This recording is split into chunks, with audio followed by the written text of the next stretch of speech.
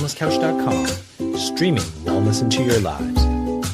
Welcome to Nourishing the Mother, featuring your hosts Bridget Wood and Julie Tenner.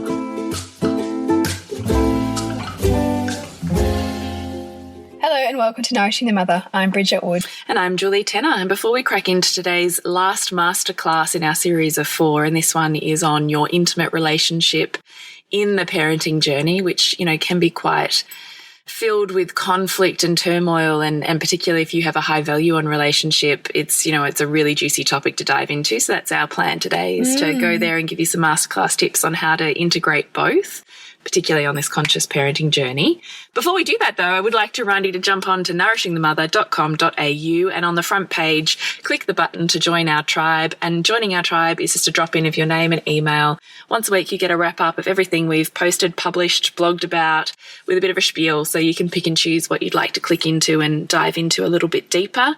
And then occasionally we send you another, we call them love letters, because they're discussions we would have with each other, Bridge, you and I, intimate, workings of how we've consciously, flipped a topic, how we've got a parenting toolkit, something that we find really inspirational, and we would love to share that with you gorgeous mamas on this journey too. So jump onto nourishingthemother.com.au and join our tribe. Yes, and I love this topic because it's just so relevant for so many mums. Who is it not relevant for? It's pretty much relevant for everyone. Yeah. Because we have babies, because we're in this dynamic relationship, and it feels like we have this innate driver to go to the next level of expanding and blowing out this love into the experience of a joint human being between the two of you.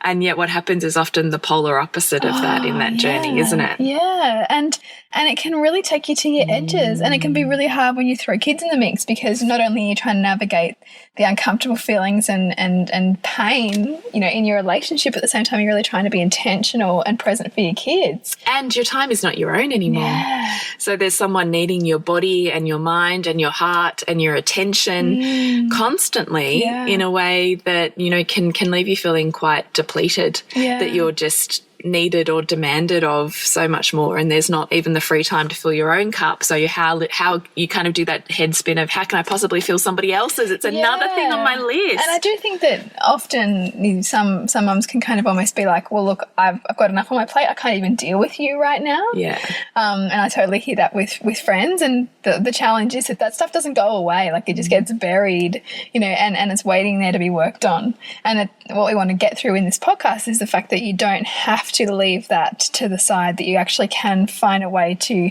meet everyone's needs within the whole family dynamic and grow through each of those relationships, the relationship with your children and your relationship with your intimate partner, and find a way to really be juiced up by that whole, as opposed to feeling like you're depleted in that.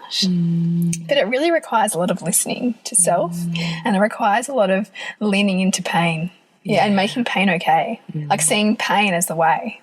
Well, seeing pain as and by pain we mean just discomfort or heartache or emotional hurting, or, those feelings of being discounted in your needs or not considered. We're talking about that type of pain. Something that doesn't feel like a love bomb for you. It feels the opposite of that. And often we don't even know what to do with it, so we just kind of leave it boxed in the corner while we deal with the most pressing issue, which is often the child. And we might come back to that when we've got time. And sometimes that time moves down the track so far that you can't come back. Or the unpacking is too great that you just keep stacking boxes rather than unpacking them. So, and it really makes my heart ache when I see these situations playing out, because it's not, we think that it's the way to survive this situation, but the way that we're all, and I imagine we're all consciously seeking, is more connection. If you're on this parenting journey with us, you're seeking deeper connection with yourself, deeper, more meaningful connection in your relationship, in a way that you feel, supported, hammocked by this, love and creation, that you're on this joint journey together, rather than it's your journey and there's their journey and we end up on different paths. I think it's so much about how do you build the foundation for that to blossom, knowing that there's going to be challenges on the road, because ultimately those challenges are what form a stronger bond in the end. It can just be the resistance that we find ourselves in to going there often. So where would you like to start with this masterclass? Like, there's a few points that we kind of want to go through. Would you like to start with story, or how would you like to roll with it?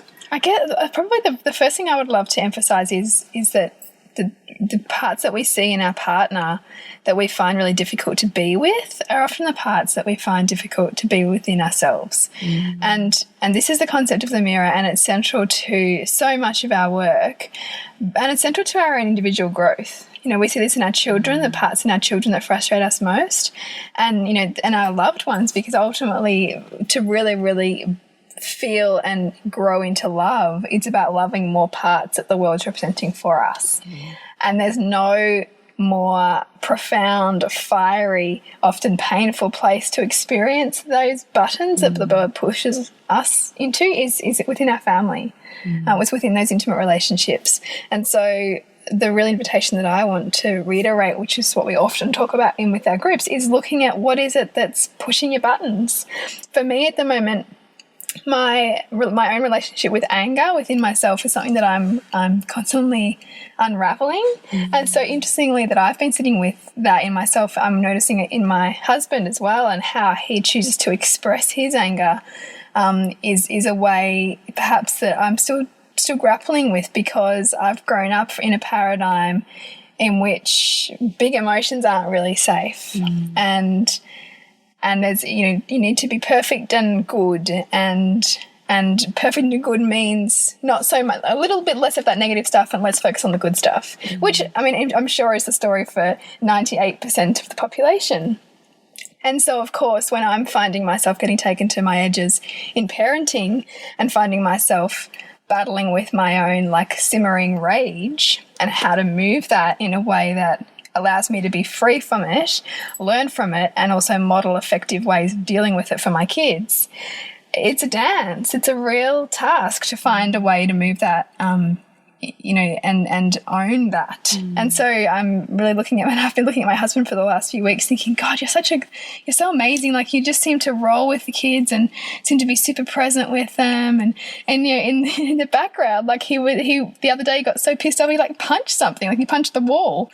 And I was thinking, wow, like in the past when he's done that, which is very rare, it's terrified me. So I was not okay at all with displays of anger, which has also meant that I haven't wanted to go there within myself, like whatever part of him, that, you know, is showing me that. So the terror that's hit for you, is that from your childhood? Was there a fear of, you know, like violence is really scary, or perhaps it's epigenetic even from your grandmother, that this sense of the masculine's physical ferocity is intertwined with terror for you? Well, I haven't really, I mean, this is the thing, I think on some level I haven't wanted to unpack that in detail from my own childhood. I don't have a memory of my dad being particularly angry. His mechanism was just to emotionally shut down. So, and he would like have OCD kind of habits, or he'd work like so much that we wouldn't see him. That was his outlet to move through his own emotional pain. But certainly I know that the visceral reaction that I used to get in my body towards, like, you know, big displays of anger meant that there's got to be a seed there from somewhere in me that makes all of that not okay, that makes anger not a place that I can stand in safely.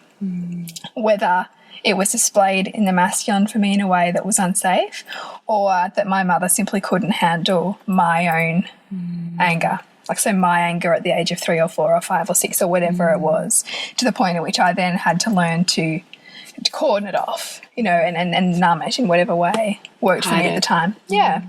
And so at the same, like, while I love that I'm being called into this, it's uncomfortable because, you know, you're having to face the patterning that you've used to stay safe for decades. And so at the moment I'm really sitting with how I'm feeling about his way of dealing with his anger, because conventionally we might want to say it's wrong or bad, but actually it's probably quite a safe way for him to deal with anger, because it's away from big outbursts in front of the kids, which is what he grew up with. So his parents fought a lot, like verbally, in front of him. So he's not one for conflict as a result of that. So he chooses to... So again, he hides the anger. He hides it. He hides the anger. Because he can't eliminate it, so it just manifests in different ways. Quiet little box. And I think, rather than... I think there's so much stuff in psychology and in idealistic books and philosophy on human behaviour that's always about we need to evolve out of this, or that part of us is wrong or bad or you need to kind of deal with your anger. But these parts of us, they're needed. Like if they weren't needed, we would have evolved out of them. And perhaps in millions of years we will evolve out of some of these emotional states. But right now they really serve us. And so rather than the tendency to want to make his display of anger or his way of dealing with anger wrong or bad, I'm now sitting with, okay, how is that serving him and me and the family dynamic?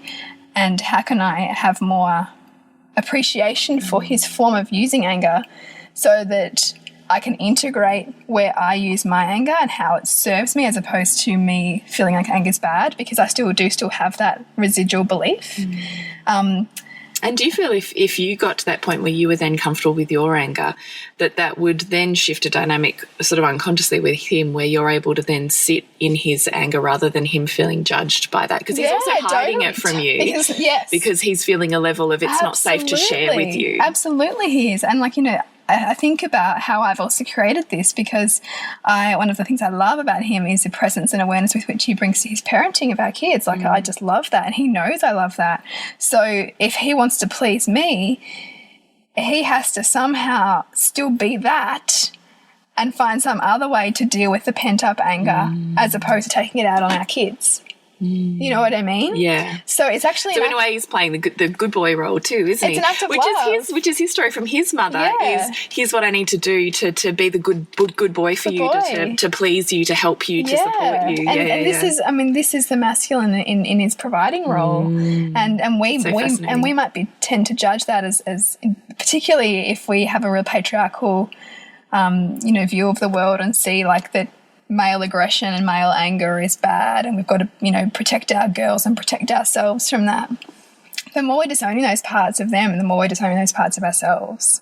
And so what I'm really sitting with is the integration of those pieces that I'm seeing playing out in him, because they're only playing out in him and I'm only perceiving them in him because they're parts of me that I haven't yet owned and haven't yet found gratitude for, haven't yet looked at my life and thought, okay, that time when I was really angry, how'd that serve me? And if I didn't have that anger at that event or that person in that moment, what would be the drawback to me?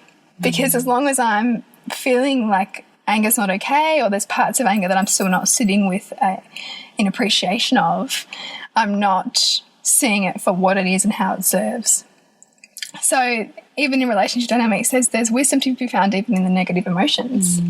And that's, one of the aspects that I'm playing out around it within my own story at the moment, because I really want for my kids, which is essentially what I want for myself, to make all parts of ourselves okay, to sit in like the mess. And I do it really well, I think, with my son. My daughter's pushing more buttons for both of us. I can see her pushing buttons for... And that's because, for me, the feminine, right? So the feminine rage, the feminine anger, the feminine determination. And I can see my husband, what I perceive is getting more plugged into certain behaviours that she has that he didn't get plugged in with my son. What do you think that is? Is that his mother's story then, his mother range? And he also had a big story around, girls being too emotional and like too much work, which might have also been... his dad's story. Yeah, or he, whatever was going on as a young boy, seeing how his mum was dealing with things. Yeah. And we know for him, safety was just not going there, going and doing something else. Yeah. So I can see how she's calling us both into that. Wow, that's so profound. Yeah, and I think it's one of those things, like we so much want to judge, but man, like sometimes you need to take a big deep breath and step back. And this is the family dynamic that we're talking about, isn't it? Yeah. I mean, we talk a lot about this whole concept in aligned parenting, but it's this whole concept of taking the child's behaviour and looking at the broader dynamic at play and how that's actually serving growth for everybody in that family, as opposed to being centric to this child. And that in actual fact, when that family, when that person, when those people shift what that means for each of them, that behaviour is no longer needed, and it essentially dissipates from that family dynamic. I mean, it's actually extraordinary. It really is. And it stops us from, I mean, even though we're child-centric in our parenting approach, it actually stops that intense focus on I need to change, do, be more for this child, and I need to change, do more for me, be with me, and that child automatically responds, and that dynamic in that family unit shifts again. Like, the whole thing is amazing. And I think too, sometimes we can have really high expectations for our partners to be like the adult or the parent or the, you know, the bigger person, which is essentially what we're also asking of ourselves. But we forget so often that with parenting, we are actually kind of children too, because we are being plugged back into our own inner child. And sometimes you'll know this if you've only, I mean, even mothers with new babies, you'll know this sometimes, the inexplicable anger or sadness or pain even that parenting a baby can take you to. That doesn't feel like an adult response, because it's not an adult response. It's because it's taking you back to that really, really primitive brain development, you know, which has kind of got the programming from when you were the same age. And that's when I think we really need to have greater reverence for both ourselves and our partners on the parenting journey. And when we have more reverence for them, we're naturally going to open our hearts more to where they're finding themselves within the dynamic too. I really love that. I guess my story at the moment is a bit different because I'm revisiting the, you know, new baby phase, which is amazing how quickly you forget all of that stuff, really. You know, and as your kids get older, I think, and having had 3 and being, you know, so busy, I'd kind of wiped that phase away. You know, like even when you had Sylvia, I'd be like, yeah, that's hard. And in my head, I'm like, it wasn't that bad. And then I'm like, oh, okay. I remember this bit. Yeah, exactly. Exactly. So how quickly we forget. But isn't that, I do think that that's biologically designed, right? Because if everybody remembered all the shit bits, they wouldn't have more children. Yeah, it's you know, true. like because people might feel that remember the pain more than that, or they remember the joy. Yeah. And I blogged about this week my computer having a complete computer malfunction and being completely cut off from work, and it brought me to this antithesis of just crisis mode, which in actual fact made me show up in my relationship where I'd been avoiding, really, because I'd got to the point where I was like, this is like really full on, like this baby thing. It's not the 3 to 4 thing, it's just the baby thing is actually harder than I thought it would be. Like I kind of had in my head, no, you know, not that I thought it would be easy, but I'm like, no, I'll be able to work this, you know, work and kids and baby, and I'll work it all out. And it's actually way harder than what I thought. It's not as seamless as I thought that would be, I think. And the intensity of having someone on your body for so long and that feeling of, you know, I'm feeding her or I'm carrying her and at the moment she's crying for my husband. Oh, is she? Yeah. And I keep asking myself, why? That's so interesting. Why do I want her to not be happy with him? Why? Because it's me, right? Yeah. And so my daughter, so my husband basically handballs her to my eldest daughter, because she's like a surrogate mother, and she'll just hang on, so she's also she doesn't want to be with Nick at all. Like even yesterday, I'm like, she's fed, she's pooed, she's giggling and chatting away. She's going to be great. This is your time to, you know, bond. And I said, I'm going to go have a shower. And I'm in the shower, and he walks up 5 minutes later, and she's screaming. And I'm like, oh God, already? He goes, for the last 5 minutes. And I'm like, oh, for goodness sake. And he goes, it's the second I take her. And I'm like, oh, you know, it's really hard. And so it's easier in that dynamic for me just to take her and settle her and feed her. But it means I'm 24-hour parenting. Yeah, which is also something that you're finding yourself resisting too, because you're wanting him to take ownership of that. Yes, and because I want more space. Yeah. Because I realise the intensity of that. And I feel myself getting to that edge still sometimes where I'm like, and it's not as much as with the others because I'm definitely more conventional, I suppose, in that she has one sling sleep first thing in the morning when we're rushing around and getting everyone organised, which is a sling sleep sort of at night while I'm getting dinner ready because I just can't be bothered trying to settle her. Yeah. But for the rest of the time, she's off me. She has her sleeps off of my body because I need that space. Absolutely. And at night, she sleeps in a cot, not in my bed again, because I need that space. And so it's definitely, I can go a lot further with that intensity, but I still feel myself sometimes getting in it sort of feels like this raw feeling. I can feel it building and I'm like, I need space right now. Like I can't be. And then he will take over, but it just means she will cry with him until she settles, which, you know, in essence is also okay. Yeah. But it really, you know, I really get that intensity of, and I'm also sitting with, you know, at the end of a day when you've had a child on your day and you've cooed at them and they've done cute things and you've breastfed them and all this skin on skin, you can have had enough, but at the same time be content with the amount of physical affection, love and connection you've had in a day. And so I'm not seeking it from my husband. Yeah. And yet he spent a whole day at work in separateness, in isolation, essentially, without touch and connection. So he's coming home seeking connection. But I've filled my cup on connection, not with my partner. And I think we often miss that step. And this is why I think intimacy in the first year, particularly for the first-time mother, can be really tricky to navigate because sometimes you just don't have the need or desire. No, because even though we don't want to think about it because we're thinking partner sexuality and we're not thinking sexuality with the child, but connection and intimacy, it can still fill the same cup. Yeah. So you can be over it but content in a way. Yeah. And so you're not seeking it from your partner. And so when I had this shitstorm of, you know, my computer's breaking and I did that blog post on working it all out in my head and I was like, yeah, okay, I get this because one, I'm struggling and it's all intense. And so I'm feeling like whatever I'm doing, because my top values are, you know, family, partnership and career. And I'm feeling like I haven't got conscious space for each of those. So I'm constantly feeling whichever one I'm doing is taking away from the others. So I'm feeling like it's a trade-off. So if I'm consciously spending time with my husband, well, I'm not getting to spend time on work. And if I'm consciously spending time on work, well, then I'm not spending time with my family or my partner. You know, and so I was always feeling like it was this trade-off. And so I was getting really antsy about it, but ignoring it kind of at the same time because you just keep treading water. Anyway, so I had this antipathist conversation and decided just to take a big deep breath, put my big girl pants on and just be totally honest with my husband. Because the other thing I could feel was that he was getting, not that he was getting really pissy, but I could feel him vying for my attention at night. And I could feel me being like, just fuck off. Yeah. I'm trying to work here. I haven't had a chance to work all day. The kids are down. Yeah. I want to do some work. This is my time. Don't talk to me. Yeah. And even though, like, because some of the work we do is on social media and whatever, so it seems like I'm just fucking around on Facebook. Yeah, totally. And I'm like, I'm fucking not. Like, I'm doing work here, you know. But again, not really having those conversations, just kind of still functioning, you know. Yeah. So anyway, took this big breath and said to him, you know, I've written this blog post and I think I've worked out the meaning of having this, you know, shitstorm. And he said, okay, what is that? And I thought I could easily just have brushed over this because I could have this raw conversation with you, Bridge. Yeah. But how much harder is it to have this raw conversation with the person that's actually involved in it? Like it's so much harder. Yeah, and it's also often the person who's, you know, we only fear rejection from the people who we, you know, really value in our life. And so the fear of rejection sometimes can be huge. Yeah. And so I had to like, okay, come on, you can do this. And so I was completely honest. I said, well, look, here's what I think I've worked out.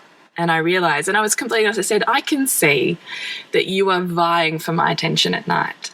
And I can see that you have worked all day and what you're looking for when you get home, because I know family is a top priority for you, as is a relationship.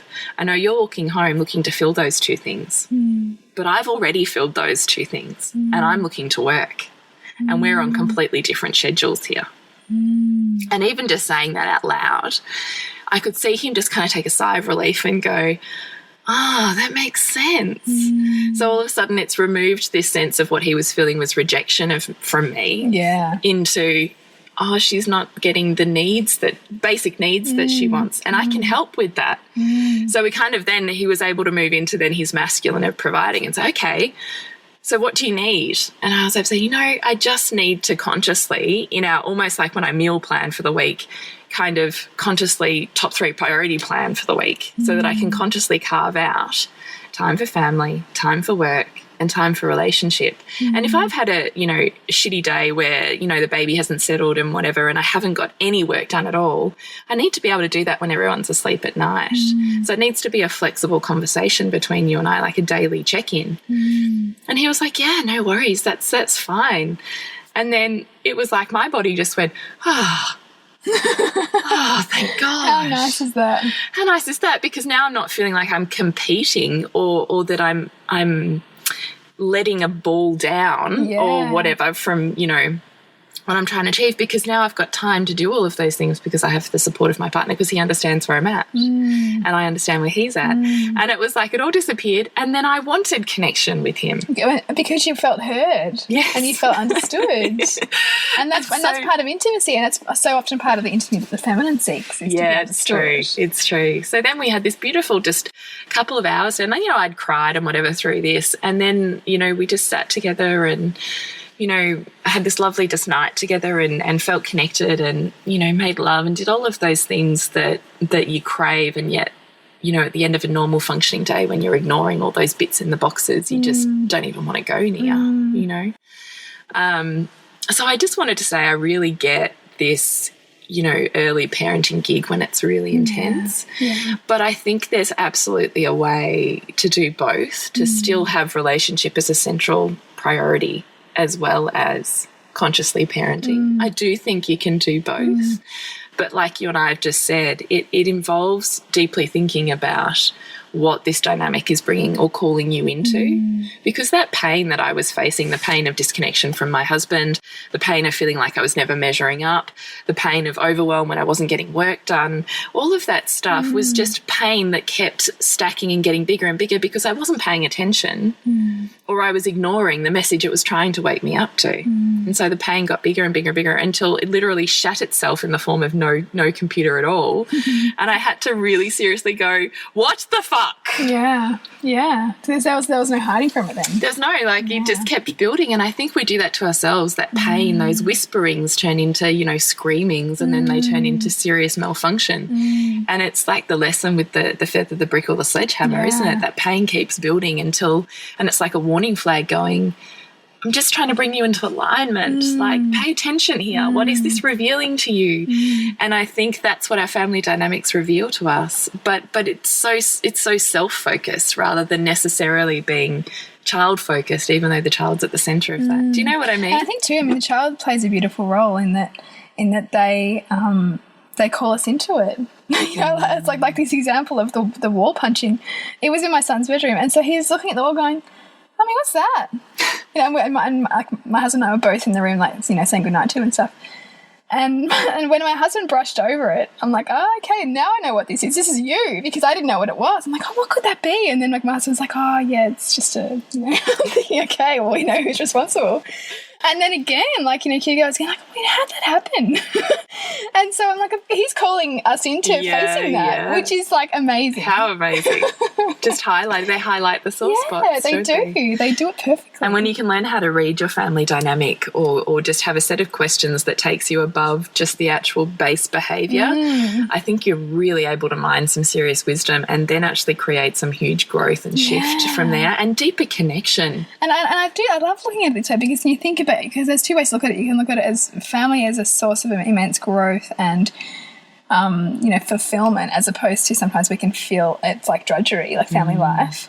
And then this idea of our kids always revealing the next step for us. Like even you were saying about how Gwen won't go to Nick. Yeah, well, I still haven't worked that one out, but I'm sitting with the question. Yeah, well, and this is the thing, right? We rarely have all the answers, but what we need to start with is questions. And the question I was sitting with too is Sylvie cannot say Dada at all. All she calls Marcus. No way. No, Mama.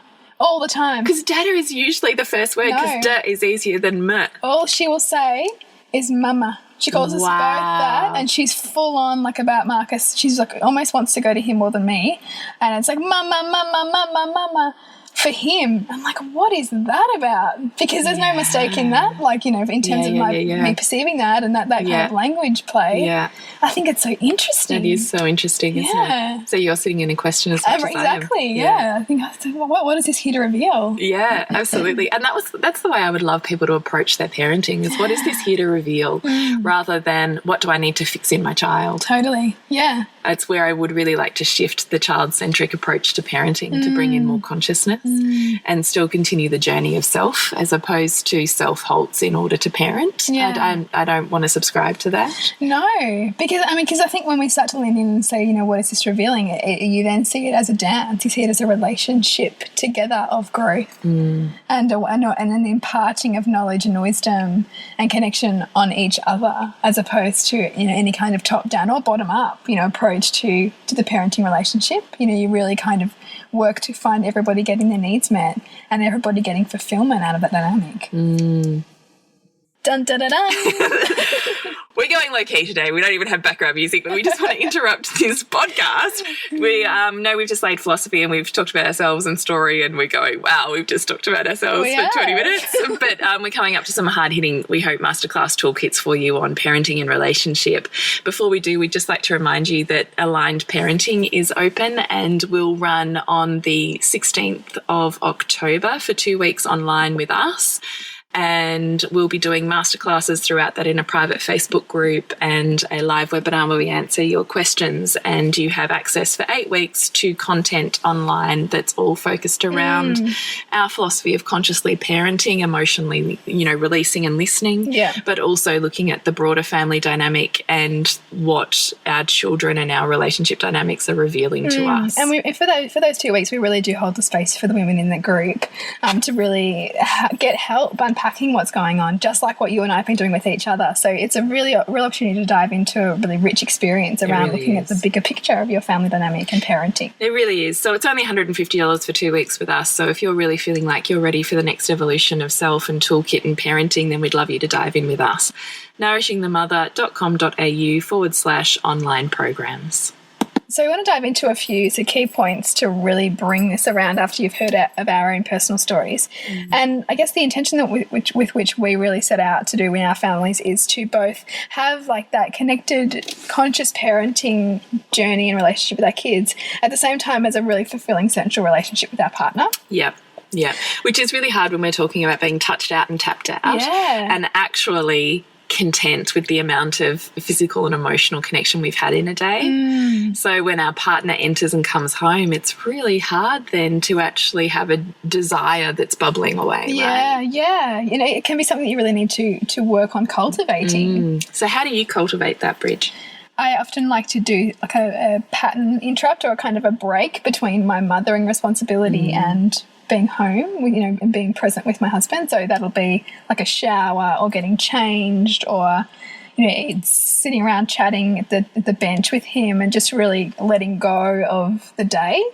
So it's almost like a physical practice to then be more with him and really leaning into conversation with him and allowing him to take the lead on conversation too, rather than me want to like verbal diary in my day or verbal diary, whatever I'm thinking about, really allowing myself to be pulled into where his values are at the moment or where his conversation is leading to then be like the... That's interesting. So you're almost looking for what are his values and what's important to him so I can speak in his values by letting him take the lead on the conversation. Yeah, that's interesting. Yeah, as opposed to me kind of just... oh, you're home, blah, blah, blah, blah. And him almost be kind of railroaded by whatever's going on for me and whatever's been going on in the day, which I think, you know, sometimes for the masculine can be a little bit overwhelming and then they can shrink from if they just feel like they're being swept up. So it's just a couple of things to find pause, shift and presence and then like paving the way for sensuality from that. What about you? Look, I suppose a few points because I'm in that real early babyhood thing and my husband and I are sleeping in separate rooms at the moment because his snoring drives me fucking nuts. And I said I'm not dealing with your snoring and not sleeping and baby not sleeping. I'm not doing both. Yeah. So we're in separate rooms, which, you know, works really well in terms of everybody sleeping, but doesn't work as well in terms of we're then not, in inverted commas, forced into physical connection. So it has to be intentionally carved out and created because it's another step of distance, right? Yeah. So not only am I spending my whole day filling my cup on physical touch and sensuality in a lot of ways with my kids, I'm also, I'm distancing myself in connection with him at night. So I'm finding I'm having to be incredibly conscious about, seeking and creatively carving those moments out with him.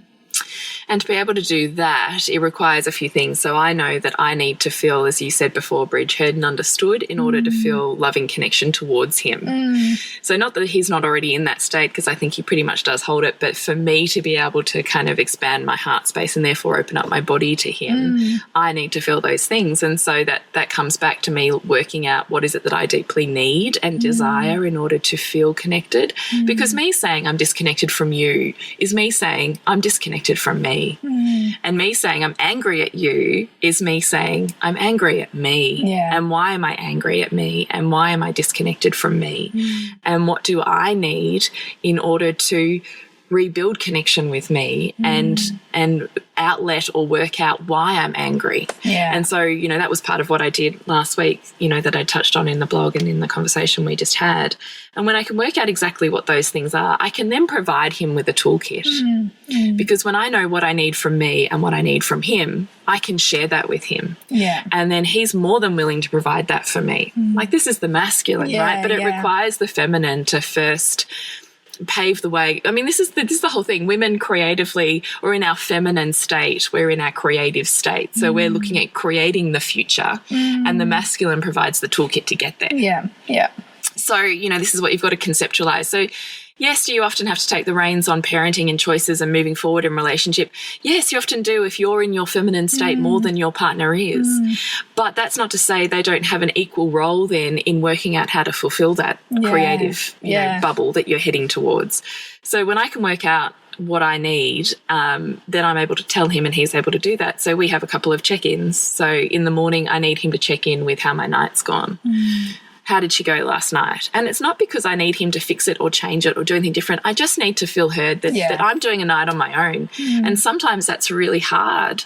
And I just want to be validated or valued in, shit, that's hard, So he does a morning check-in there over coffee with me. So we always have coffee together. And depending on who's up first, one or other of us will make it for both of us. So there's a ritual there. And when he comes home at night, we're kind of busy for that. He's really only home for half an hour to an hour of the kids being up. So he kind of just, I guess, moves straight into getting everybody to bed. And once everybody's in bed, then we do another check-in. Where are you at? How are you going? What do you need to do tonight or not do tonight? Or so we kind of do those check-ins first. We can plan tonight, are we having time together? Do I need to have time on my own or do I need to have time to work? And we can work that out. Then we can all relax and do our own thing. Yeah. And then we're having time too. So I'm trying to then make an effort of not making it all about me. I don't want to sit there and be, this was hard and this is hard, this is hard. I'm also wanting to say to him, what's going on with your day? Because I haven't seen your day either. And so I totally agree with you that the check-in and the conversation is really, paramount in terms of actually maintaining a sense of reality on where they're at and where you're at, particularly if you're spending your days in separate worlds. Then I think it is very much a personal practice as well. So what do I need to feel good in my body? What do I need to start rebuilding connection with my body, particularly after having a baby when everything is still moving and shifting and changing and, there's places that are still a bit numb or perhaps they're a bit painful. Like what do I need to do to start rebuilding feeling and connection and softness in those areas? Like I do think that's a practice that we need to create time for after giving birth. And time to connect again with my breasts in a way that's not just as feeding. Yeah. So, that might be myself just holding and visualizing, breath work with. And sometimes it might be that I just need his sensual touch in a way that's not, that brings me back to that sexual part of me as opposed to just body for feeding and holding and sleeping. Do you know what I mean? So even though, yes, my breasts are used all day for feeding, I still find a way to have sexuality there when it doesn't involve the nipple. So when it's just sensual touch that involves the skin and the, you know, the heightened sensation in those areas, I can rebuild connection with that. So we often just spend a while in that sort of sensual phase. Yeah. And, you know, the practice is with me too. So I haven't as yet started, but I know I want to start getting, now I've kind of done enough sort of pelvic floor, you know, transverse abdominis kind of stuff to start bringing those tissues back into alignment. Now I want to start with the jade egg practice again and really build the subtlety. Now I've kind of built the basic structure. I want to work with the subtlety, which is what the jade egg practice really does. And it is another way of having time separate from mum archetype into, you know, seductress, sensual woman. Yeah, it's another, you know, way of just flipping my brain. So perhaps I'm looking at how do I want to start doing that. It might be when I know she's my, you know, I've got kids, maybe my older two are at school, my other one's maybe at kinder, and my baby's down for sleep, I might choose to spend 15 minutes and do that practice for myself. Or perhaps it's at night when I know everybody's asleep and I don't have to worry about it. I'm starting to work out how I'm going to map that in. Yeah. Sometimes it's, you know, enjoying a lovely meal and actually sitting in the sensuality of that. So coming back to enjoying my body for the sensual aspects as opposed to just as the workhorse kind of thing, you know. And when I find I can do those things, when I can open up communication with my husband, when I can pay attention to what I want to make his fault and ask myself why I'm feeling those things about me. So when I was saying I'm angry at you, I'm disconnected from you, it's easier to push that outwards than to take that pain inwards. Yeah. So I just would like or invite you to ask yourself those questions of those things you want to make about your partner and provide them with the toolkit out of because that's just calling you into your deepest desires and deepest needs. So being able to then provide them with the toolkit for that will actually create, they feel empowered and want to provide that.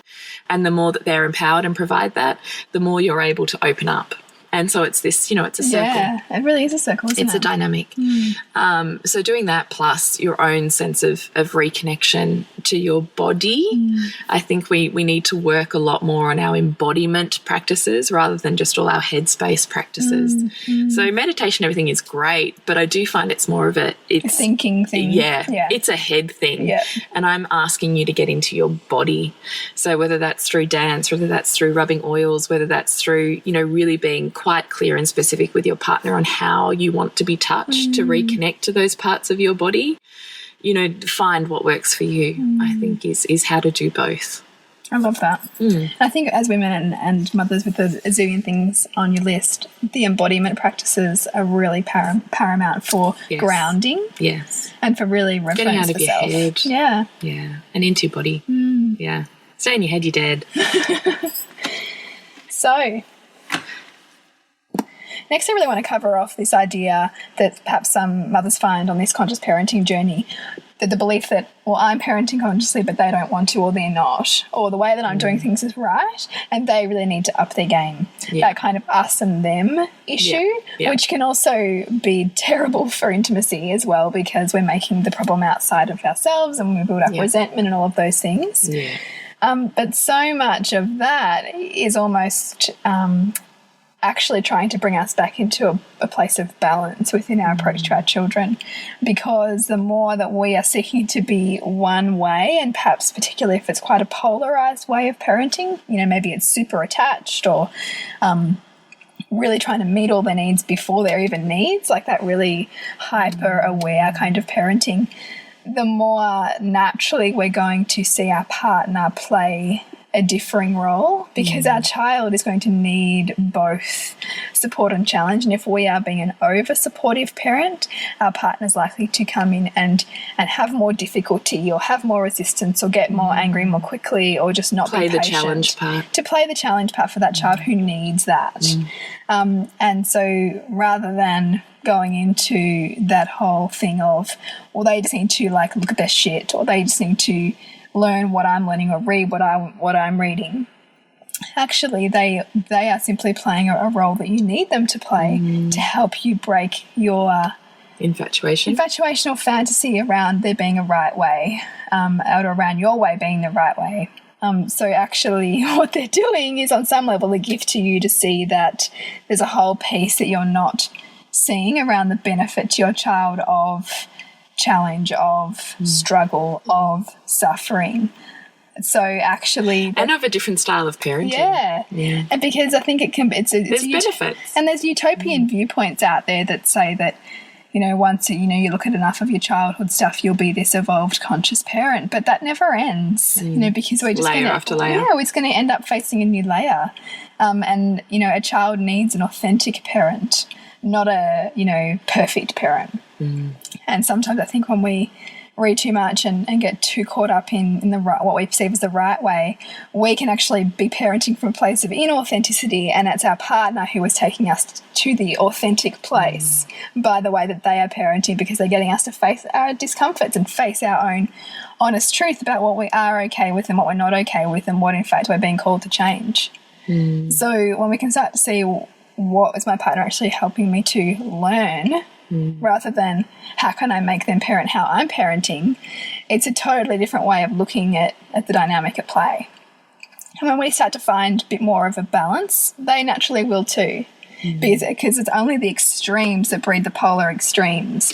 It's when you're both in a bit more of a dance and a bit more of a rhythm that there'll be less need for the extreme levels of, you know, over support or over challenge. And also when you're able to view this and understand the dynamic at play within your partner, again, it creates a deeper understanding of who they are as an individual, probably creates more empathy for where they've come from, which also breeds a deeper connection in your relationship. So as opposed to this parenting style creating conflict and disconnection between you, you can actually start to look at your partner and go, oh, I get that, you know, and you can approach them in a way that goes, you know, I really see that this is a big trigger for you. You know, I'm wondering what's going on for here, or how can we workshop this together? And you become back on board together, as opposed to it being another cause for disconnection. You're wrong, and you're not doing it right, and why don't you do this? You can come at it with, I see that's a really big trigger for you, you know, and wondering what this is bringing up for you, and you know, how can we work with that together? And you know, all of these sorts of things that bring more connection rather than more disconnection. And how can we see them as an opportunity to open up a conversation, as opposed to, you know, shutting down a behaviour. Yes. You know, or changing them. Yes. And I love what you said too, Bridge, that for our own reaction to the way perhaps that our partners are parenting is just to look at what are the benefits to the child in this situation. Because don't be fooled that everybody comes with a genius. Every single person on this world has a genius. And so what is it that your child is being exposed to that they're not exposed to through you? So if they were only parented wholeheartedly exactly the way that you are raised, born and parented, would they come out with this dynamic view of the world and an ability to think creatively and find their own genius if they're only parented in one particular way and exposed to one particular person? And the more that a parent over supports a child or has like a fantasy kind of viewpoint around what a child needs, the more it often breeds a complete opposite. So kids who are known to be over-supported can often have really bad experiences with depression, because they are built up and built up and built up and built up to the point at which they have an unrealistic view of life. And so when they are released into the world, they are faced with the other side. Much better for the child to have a realistic upbringing. And have experience with challenge, really, to be able to find who they are. We all find ourselves through challenge and struggle. You know this. I mean, the more that the greatest times that you've struggled are, you know, the times that you've learnt the most. And so whilst it's painful to witness those we love, particularly our beautiful babies going through pain in this world, it really calls us into our own wounds of sitting with what that means for us. And at the same time, really being able to reach them emotionally and hold their space doesn't mean to fix it or change it. It just means to see them and hear them in it. And allow them the love in finding their own toolkit and their own sense of autonomy and self in that. That is love, allowing them the opportunity to find more of themselves, as opposed to saving them from ever having to go there and shutting off what they can potentially experience or expand into who they potentially could be. Like, that's another form of love. Absolutely. So we often challenge this in our online parenting group. We challenge these perceptions of this is what I hate about my mother-in-law and this is what I hate about my husband, and we're looking at what that reveals to you or yourself. And we've had couples who have done this aligned parenting course together. So they've done the content together and that's then, led on to bigger conversations. Yeah. Perhaps they've looked at the webinars together or asked questions together. Like, there's ways to consciously bring our partners on this journey that's not about judgment and disconnection. Yeah. And I think, often, I don't know about you, Bridge, there's not a lot of men I know that are big, readers. Yeah, I know. I'm still yet to find one because my husband. My husband's we talked about this in the podcast where I interviewed him. Yeah. He's like, "Oh, I'm not a reader, that." And so, I'm reading all these books, and I'm like, "Oh, this is so amazing, and I want to share it with you." Yeah. But it's never going to be shared in the form of him reading a book and having these conscious conversations together. Yeah, and I think the quicker that you and I realised that, the more we realised how much we were projecting onto our husbands. Because I still found myself doing this morning, going, "Oh my God, this is amazing." I said, I'm reading this book. Yeah. And I could feel my annoyance when he wasn't sharing it. And I thought, how ridiculous that I'm getting annoyed because I'm wanting him to be excited about what I'm excited about. And that's not fair. It's a completely different value system. Because it's a completely different genius. Exactly. That we're wanting them to. We saw this genius in them when we first fell in love with them. And we want them to show up to our kids with this. But it's challenging because it gets us to face our own wounds because they're not as lit up about the things that we're as lit up about because they have a completely different genius and a completely different journey in this world. And so to be able to actually work out what, these dynamics mean for us completely changes what our children is exposed to, and I think ultimately makes a more dynamic human being. Yeah. It really does. Yeah. So, look, sorry, that was, a bit of a long podcast. We hope you hung in there for that and that you mined some gold out of our deep dive stories and conversations around this. If you have questions or, specific topics you would like us to dive deeper into, please contact us through a private message or email through our nourishingthemother.com.au, and we would love to answer you and, certainly bring this conscious journey more conscious for you. Yes, we would. So please connect with us on nourishingthemother.com.au. Have a look at aligned parenting starting on the 16th of October. So it's /online parenting. Connect with us on Facebook and Instagram as Nourishing the Mother. We're trying really hard to just show up more authentically in, really challenging our own boundaries with this. So we are doing more Facebook Lives and Instagram stories and things like this just to try and, really expand out that, it's all very well and good to have a philosophy of what's the real life version of this. So we really do want to what are we working keep through? Pushing ourselves and certainly our tribe to just really be authentic in who we are in this parenting gig. I love it. So connect with you, Jules. Is thepleasurenutritionist.com. And for me, it's suburbansandcastles.com. And we will continue to see you next week when we continue to peel back the layers on your mothering journey. This has been a production of TheWellnessCouch.com. Check us out on Facebook and join in the conversation on Facebook.com/The Wellness Couch. Subscribe to each show on iTunes and check us out on Twitter. The Wellness Couch, streaming wellness into your lives. Whilst the Wellness Couch presenter endeavor to provide accurate and helpful information to their listeners, these podcasts cannot take into account individual circumstances and are not intended to be a substitute for health and medical advice from a qualified health professional. You should always seek the advice of a qualified health professional before acting on any of the information provided by any of the Wellness Couch podcasts.